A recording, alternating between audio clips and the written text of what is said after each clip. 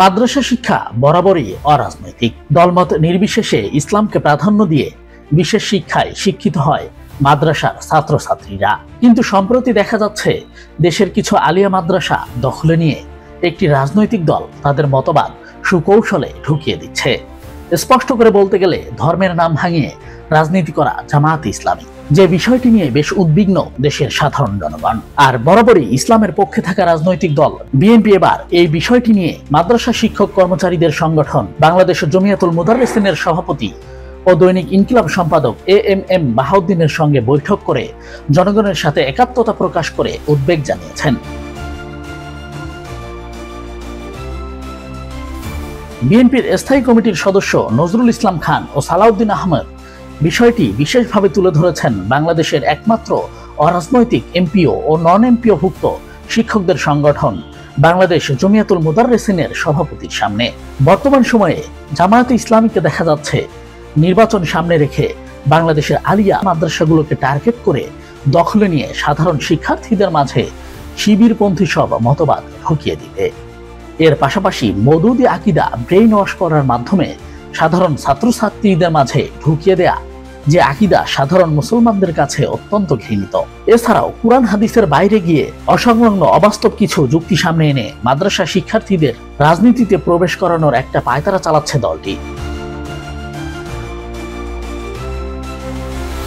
ইতিহাস ঘাটলে জানা যায় জামায়াত ইসলামের প্রতিষ্ঠাতা সাইদ আবুল আলা মওদুদি ছিলেন অবিভক্ত ভারতের পক্ষে। তিনি কখনো চাননি ভারত ভেঙে পাকিস্তান কিংবা অন্য কোনো রাষ্ট্রের জন্ম হোক। প্রতিষ্ঠাতার সেই মতবাদ যেন এত বছর পর এসেও বাস্তবায়নের লক্ষ্য দলটির। মাদ্রাসা শিক্ষার্থীদের মধ্যে এই মতবাদ ছড়িয়ে দেওয়া এখন মূল উদ্দেশ্য জামায়াত ইসলামী।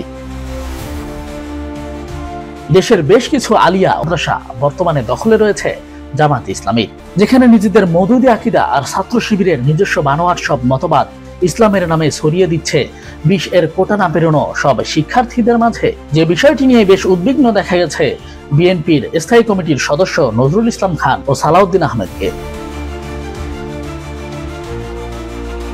বৃহস্পতিবার সন্ধ্যায় রাজধানীর মহাখালীতে অবস্থিত গাউসুল আজম কমপ্লেক্সে মাদ্রাসা শিক্ষক কর্মচারীদের সংগঠন বাংলাদেশ জমিয়াতুল মুদাররিসিনের সভাপতি ছাড়াও অন্যান্য নেতৃবৃন্দের সাথে এ সময় বিষয়টি নিয়ে আলোচনা করেন তারা। মাদ্রাসা শিক্ষা সম্প্রসারণ চাইলেও মাদ্রাসা শিক্ষাঙ্গনকে একটি নির্ধারিত দলীয় রাজনীতির কেন্দ্র হিসেবে পরিণত হোক সেটা চান না বলে এ সময় মন্তব্য করেন বিএনপির স্থায়ী কমিটির সদস্য সালাউদ্দিন আহমেদ।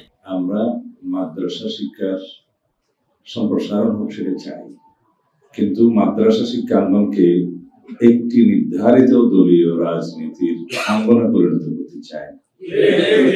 দ্বিতীয় কথা হলো যে বাংলাদেশে ইসলামী কোরআন সুন্নাহর বিপরীতে শরীয়ত বিরোধী কোনো আইন প্রণীত হবে না। এ সময় বিএনপির স্থায়ী কমিটির সদস্য নজরুল ইসলাম খান নিশ্চিত করেন, বিএনপি ক্ষমতা এলে আরবি বিশ্ববিদ্যালয় সহ কোন শিক্ষা প্রতিষ্ঠান কারো দখলে থাকবে না। এমনকি জামায়াতুল মুদাররিসিন যারা করেন তাদের মধ্যে কেউ কোনো ভিন্ন মত পোষণ করতেই পারে রাজনৈতিকভাবে, এটা ব্যক্তিমত। কিন্তু কোন দলের প্রভাব এমনভাবে চাপানো ঠিক না যেটাতে মনে হয় যেন দখল করা হয়েছে, যেটা আপনারা বলেছেন। এটা তো জবরদস্তি, সেটা কৌশলেই হোক আর বাস্তবেই হোক। আমরা এটার বিরোধী। আমরা মনে করি যে আল্লাহর মেহেরবানি যদি আমাদের উপর আল্লাহ দায়িত্ব অর্পণ করেন, আমরা চেষ্টা করব যে কোনো প্রতিষ্ঠানে যেন কোনো ধরনের জবরদস্তি না হয়। এদিকে মাদ্রাসা শিক্ষক কর্মচারীদের একমাত্র অরাজনৈতিক সংগঠন জমিয়াতুল মুদাররিসিনের আওতায় 20,000 শিক্ষা প্রতিষ্ঠানের পাশাপাশি 3 লক্ষ এমপিও নন এমপিও ভুক্ত শিক্ষক আর 56 লক্ষ ছাত্রছাত্রী রয়েছে প্রদেশ জুড়ে।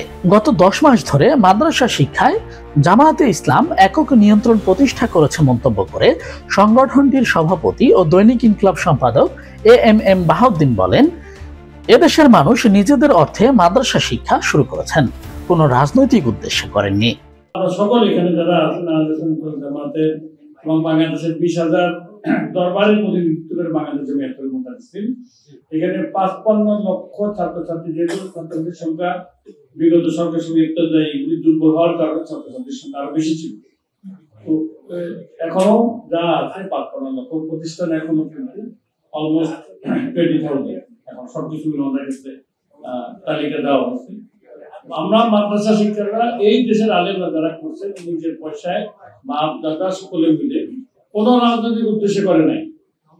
খুব ব্রিটিশ আমল থেকে শুরু হয়েছে ইসলামী ভাবধারা, ইসলামী তাহাজ্জুদ তমিদ্দিন এই দেশে তরিকার তাসাউফ যাতে ঠিক থাকে শুধু এর উদ্দেশ্যে এটা করা হচ্ছে। কিন্তু এত বছর ধরে কিন্তু মাদ্রাসা শিক্ষা ঠিক আছে, কেউ কেউ রাজনীতি করছে তার ব্যক্তিগত ব্যাপার। জমিয়তুল মুদারিসিন সচেতন ভাবে চেষ্টা করছে যাতে মাদ্রাসা শিক্ষা কোন ধরনের শিবির, ছাত্রদল, ছাত্রলীগ এখানে ঢুকতে না পারে। এতদিন এটা নিয়ে গোপনে অনেক কিছু করছে, প্রকাশ্যে কেউ করতে পারে না। কিন্তু গত 10 মাস ধরে আমরা কিন্তু অত্যন্ত শঙ্কিত। উনি কত অর্ধেক বলছেন জামায়াত ইসলামী এখানে সরাসরি সেখানে হস্তক্ষেপ করছে। ডেঞ্জারাস একটা জিনিস করে সোসাইটি, আপনারা সরকার আসবেন না আসে, কারণ একটা রাজনৈতিক উদ্দেশ্যে যদি একটা শিক্ষা তৈরি হয়। আফগানিস্তানে যে দশা হয়েছে দেখেন, ওখানে কিন্তু তালিবানদের যে ফোর্সটা তাদের কারিকুলার মাদ্রাসার ছাত্ররা কিন্তু সেটা দখল করছে, তারা সেখানে জনপ্রিয়। তো এখানেও কিন্তু তাদের মতন করে কিন্তু আগামী দিনের জন্য কিন্তু মা তৈরি হচ্ছে, ছাত্রছাত্রী তৈরি হচ্ছে। এইটা জাতির জন্য কিন্তু ডেঞ্জারাস বিষয়। জামাতের এভাবে বেশ কিছু মাদ্রাসা দখলে নিয়ে শিবিরপন্থী মতবাদ, মওদুদি আকীদা চালু সহ অবিভক্ত ভারতের মতবাদ ঠোকানো আর মাদ্রাসার ছাত্রছাত্রীদের রাজনীতিতে নামানোর পায়তারার প্রতিফলনে বিএনপির স্থায়ী কমিটির সদস্য নজরুল ইসলাম খান ও সালাউদ্দিন আহমদের বাংলাদেশ জমিয়তুল মুদাররিসিনের সভাপতির সাথে সাক্ষাতের বিষয়টি বেশ গুরুত্বের সাথে তুলে ধরেছে দেশের বিভিন্ন গণমাধ্যম।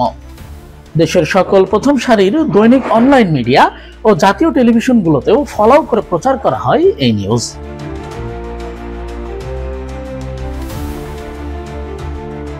জামাত এভাবে মাদ্রাসাগুলো দখলে নিলেও এসবের কোনোটাই কখনোই তাদের অর্থায়নে তৈরি হয়নি। মাদ্রাসাগুলো তৈরি হয়েছে দেশের স্বনামধন্য পীর, দানবীর, ওলামা মাশায়েখদের উদ্যোগে।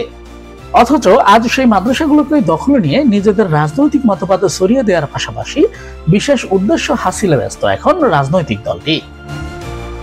রাশেদ রাসেল, ইনকিলাব।